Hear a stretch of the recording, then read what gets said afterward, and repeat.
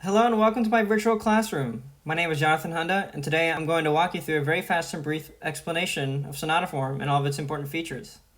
In sonata form, there are three main sections, which the movement is divided into: the exposition, the development, and the recapitulation. To begin, we will start with the exposition. The exposition's main goal in the form is to establish the initial key that the movement is in. In this section, we will see initially stated themes, a stable key center, and several perfect authentic cadences to reinforce the key signature. We will usually begin in the primary tonal area, the initial key center, and modulate to the secondary tonal area, which usually tends to be in the dominant of the initial key center. We will also see the medial caesura, which is the first half cadence in the secondary tonal area. Next, we will move into the development. This section, we will begin in the secondary tonal area and will eventually conclude this section back in the tonic area. We will also see original and new themes played with and varied harmonically and rhythmically. And finally, we have the recapitulation. The goal of this concluding section is to resolve any sort of tension that the development has created. This section will feature no modulation and could feature new closing themes. This section can also create variety with the initial themes for the exposition. In this section, we will also encounter the essential expositional cadence, which is a perfect authentic cadence that signals material to be closing in function after its occurrence. Now that we have a brief understanding of sonata form, we can apply this to a movement in sonata form, the second movement of Mozart's piano sonata in B-flat major, entitled Andante Cantabile. Here we see the beginning of the movement, which I have labeled the exposition. Here we encounter themes of expository and transitional functions, with half and perfect authentic cadences to establish a stable key center, or the primary tonal area. As we continue in the exposition, we eventually modulate to the secondary tonal area, B-flat major, and encounter the medial caesura.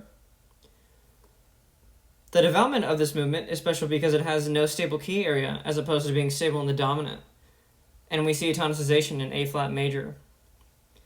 After development, we then reach the recapitulation. Here we see all initial themes varied rhythmically, and several perfect authentic cadences in the primary tonal area. The unique part of this recapitulation is that it features a two-bar coda at the very end, which modifies and extends the structure of the recapitulation.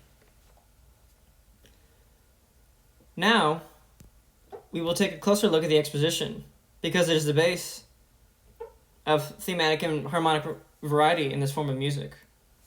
Beginning in measure 1, we begin with the primary theme, which includes a perfect authentic cadence in E-flat major, the primary tonal area of this movement.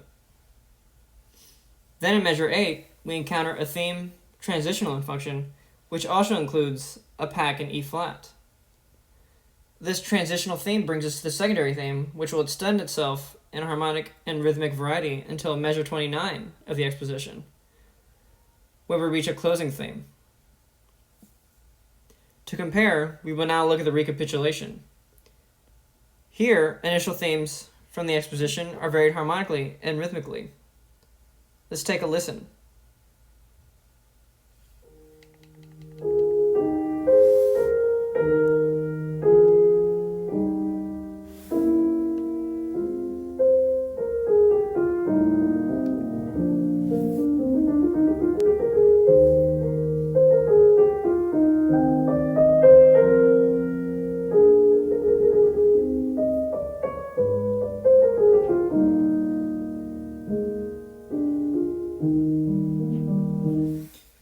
So that was the primary theme of the exposition. Now, let's take a listen at the recapitulation.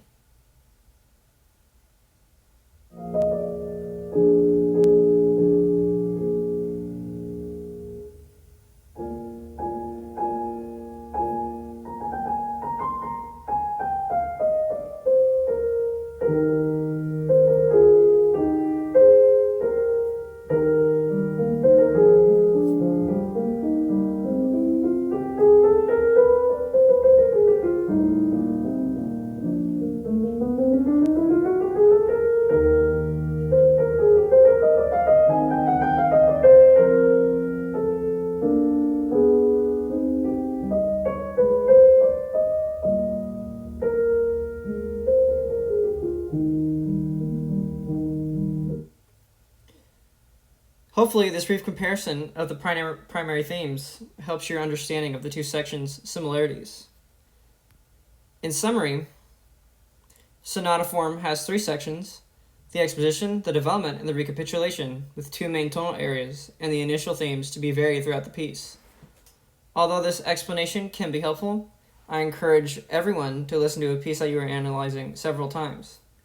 I hope you